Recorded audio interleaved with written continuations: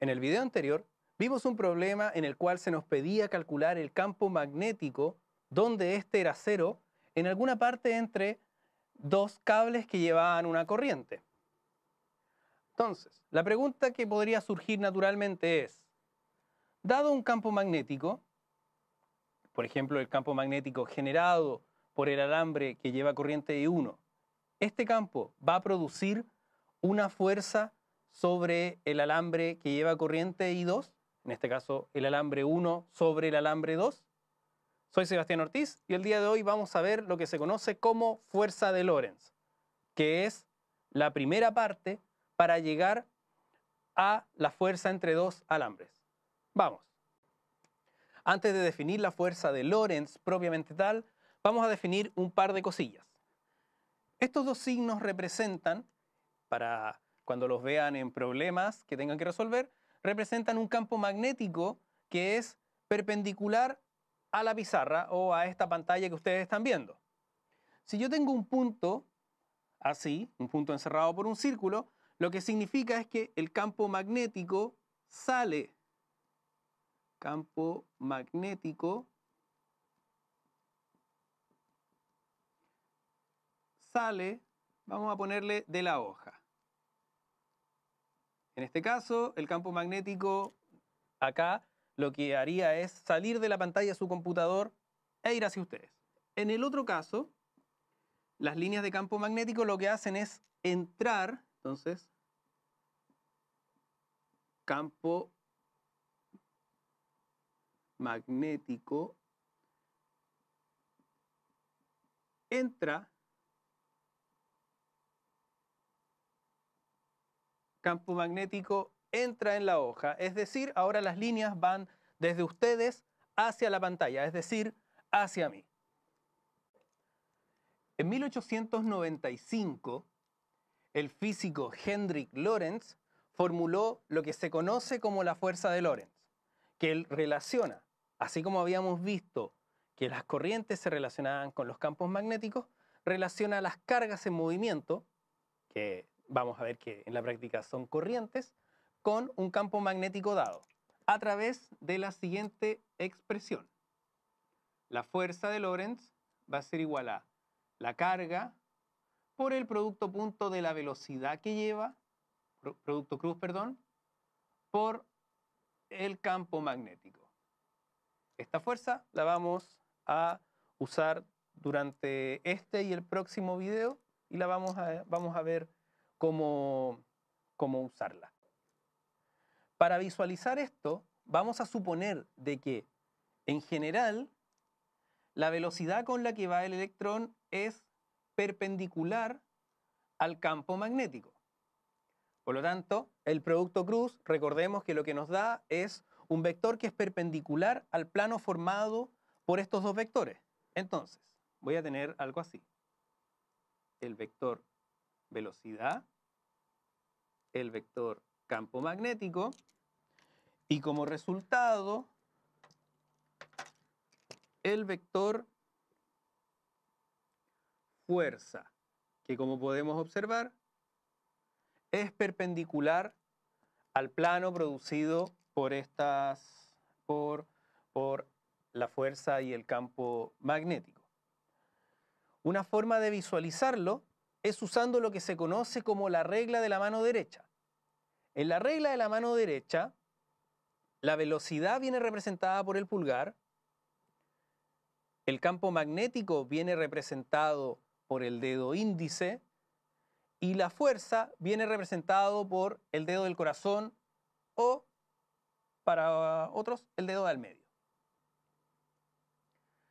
En este ejemplo tenemos una carga positiva que se mueve hacia arriba y que entra a una zona, como se puede ver, con un campo magnético que está entrando, que está entrando hacia nosotros. Entonces, ¿qué es lo que vamos a tener nosotros? Vamos a usar la regla de la mano derecha, la cual nos va a decir que la velocidad apunta para acá, el campo magnético apunta hacia acá, hacia adentro, y por lo tanto la fuerza que se hace con el dedo del medio va a apuntar ¿hacia dónde? Hacia nuestra izquierda. Entonces, como podemos ver, la fuerza acá va a apuntar hacia allá. ¿Qué es lo que va a suceder? Que nuestra partícula se va a empezar a desviar. Por lo tanto, ahora aplico nuevamente la regla de la mano derecha. La velocidad va a ser hacia allá, el campo magnético hacia adentro, y por tanto nuestro dedo del medio va a apuntar hacia la izquierda, perdón, sí, hacia la izquierda, pero un poco hacia abajo.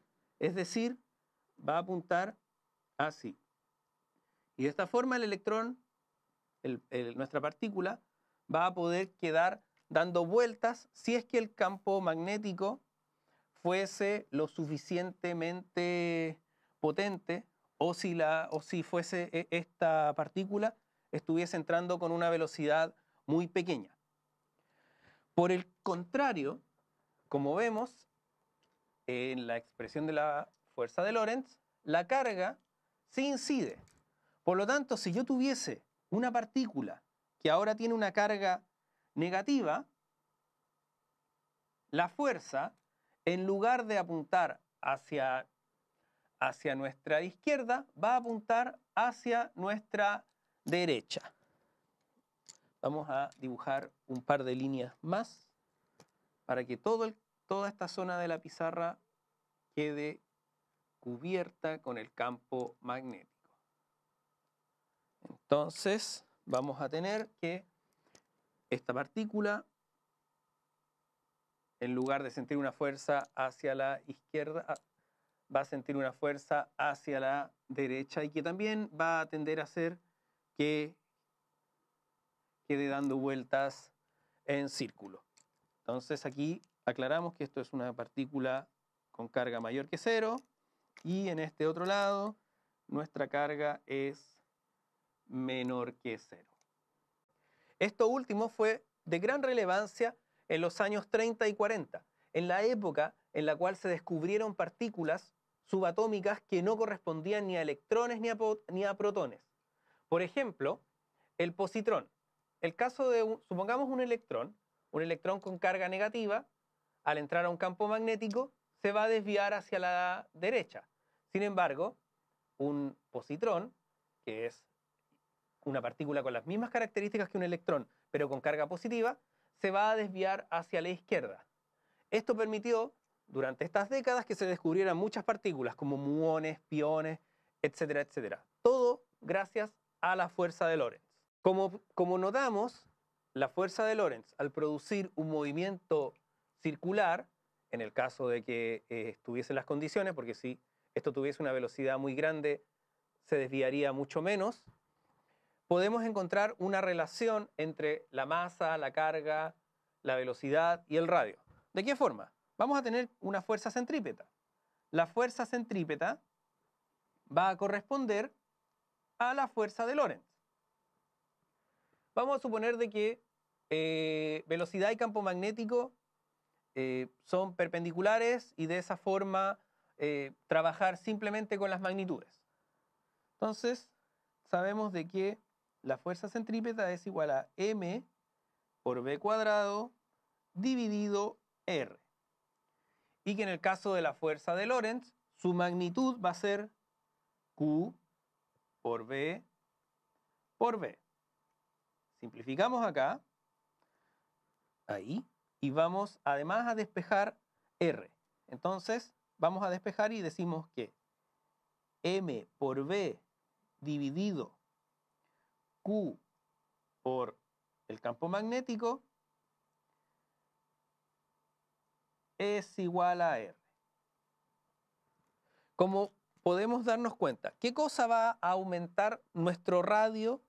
El radio con el cual nuestra partícula empieza a girar, la velocidad.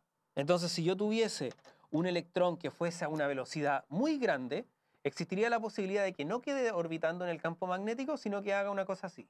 Ahí se desvíe un poco y después siga su camino sin quedar atrapado por el campo magnético.